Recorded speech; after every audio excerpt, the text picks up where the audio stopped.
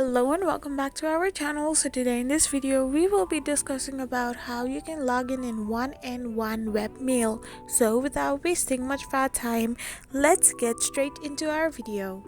So first and foremost, to get logged in into your account, all you need to do is simply tap open a web page of your preference and type in the URL www.id.ionos.com. Once you do this, you will end up in this kind of interface where you will be given the access to get logged in into your webmail by simply typing in your email address.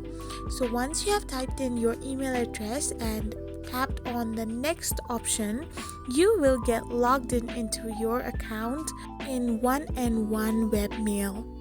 I hope you found this video helpful, so don't forget to hit that subscribe button and do give us a thumbs up.